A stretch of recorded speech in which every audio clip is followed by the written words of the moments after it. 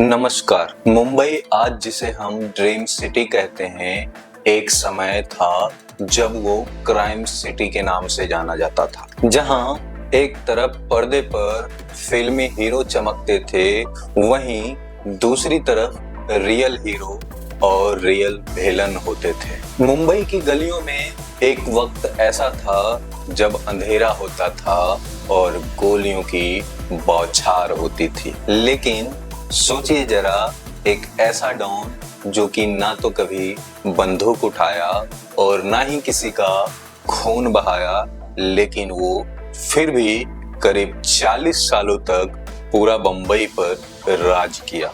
ये कहानी है एक ऐसे इंसान की जो सफेद कुर्ता और सफेद धोती पहनता था, आंखों पे काला चश्मा पहनता था। वही सफेद कपड़ा और आंखों पर काला चश्मा के दम पर उसने पूरा बंबई पर राज किया।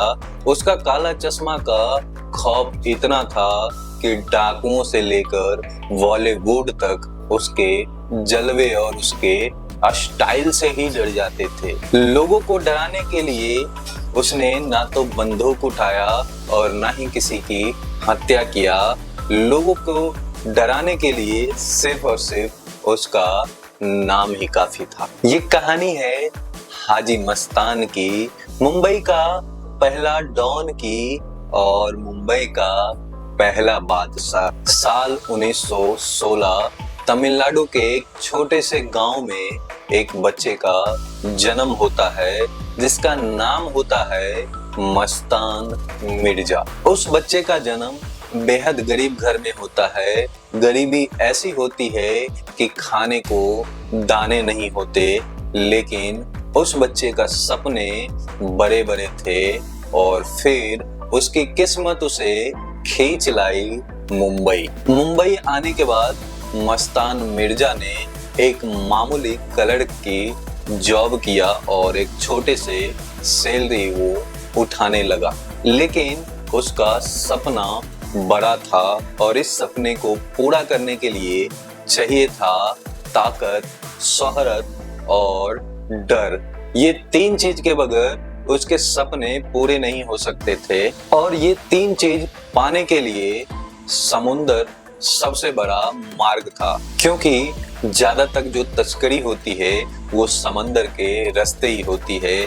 इसलिए मस्तान मिर्जा का नजर उस समंदर पर होता है, क्योंकि उसको चाहिए होता है पैसा और बड़े बड़े गाड़ियां और बड़े बड़े बंगले।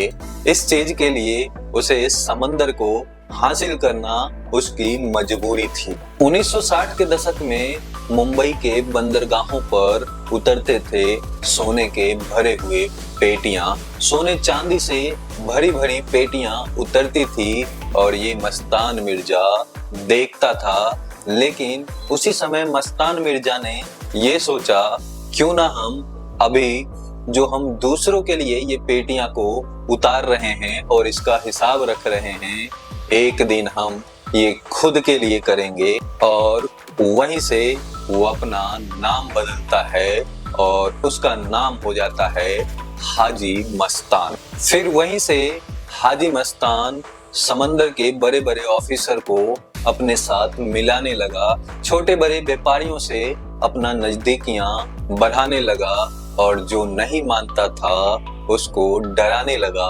और धमकाने लगा। फिर कुछ ही समय के बाद धीरे धीरे देखते देखते उसका दबदबा समंदर के बंदरगाहों पर बढ़ने लगा और पूरी बंबई में एक ही नाम गूंजने लगा और वो धीरे धीरे सबसे बड़े तस्कर के रूप में सामने आया और पूरे मुंबई में नंबर 1 तस्कर के नाम जो था वो था हाजी मस्तान का। लेकिन गौर करने वाली बात यह है दोस्तों कि हाजी मस्तान ने लोगों को डराने के लिए कभी भी धमकी या बंदूक का प्रयोग नहीं किया।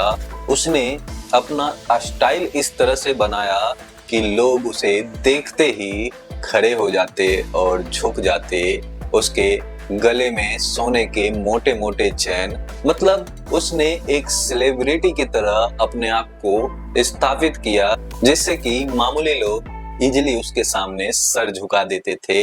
सिर्फ मामूली ही लोग नहीं दोस्तों, बल्कि बड़े बड़े लोग उसका स्टाइल देखकर और उसका रुतबा देखकर ऐसे ही डर जाया करते थे। कहते हैं उस समय बॉलीवुड और अंडरवर्ल्ड का गहरी दोस्ती हुआ करती थी, क्योंकि अंडरवर्ल्ड का उस समय का डॉन हुआ करता था हाजी मस्तान, और हाजी मस्तान का दोस्त हुआ करते थे दिलीप कुमार, राजकुमार, राजेश खन्ना जैसे सुपरस्टार उसके दोस्त हुआ करते थे।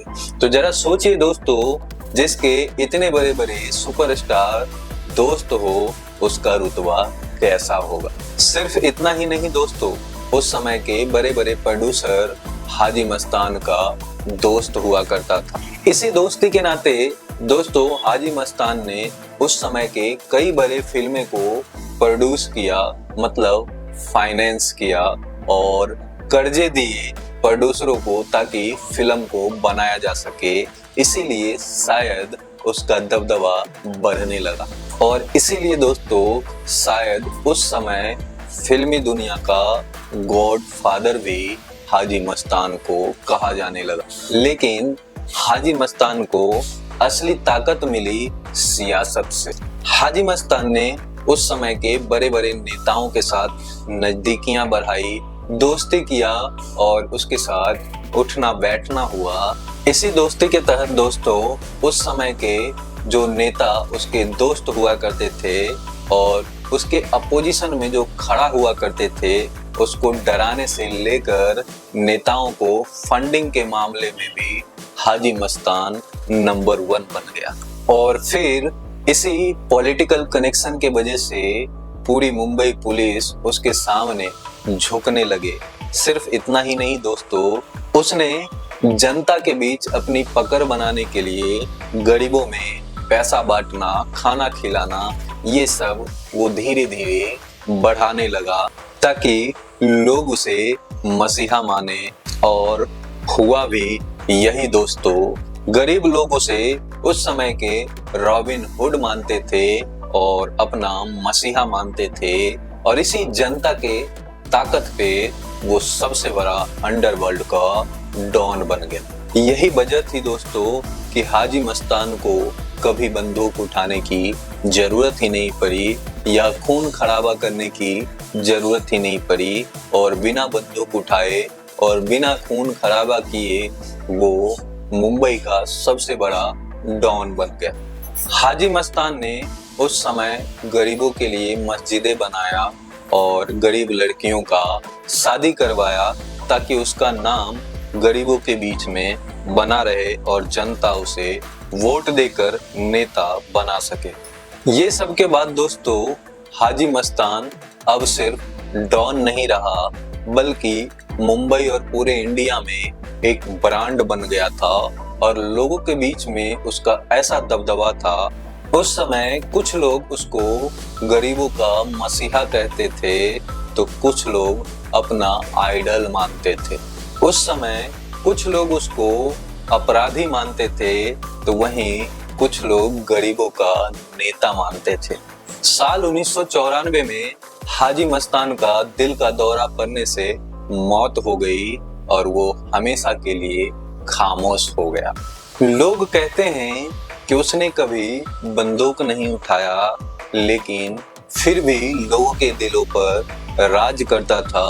मुंबई की गली गली हर चौराहे पर उसका दबदबा था। यही दबदबा की वजह से नेता हो या फिल्मी सितारे हो या कोई बड़ा गैंगस्टर, हर कोई उसके सामने नतमस्तक हो जाता था। लेकिन अब सवाल यह है दोस्तों कि क्या हाजी मस्तान सचमुच लोगों के लिए रॉबिन हुड था, या फिर उसकी कहानी हमें डराती है, या फिर उसकी कहानी हमें इंस्पायर करती है, या फिर उसकी कहानी हमें ये बताती है कि पावर के लिए बंदूक उठाना जरूरी नहीं, बल्कि पावर दिमाग से भी हासिल किया जा सकता है। दोस्तों आपका इस पर क्या मानना है?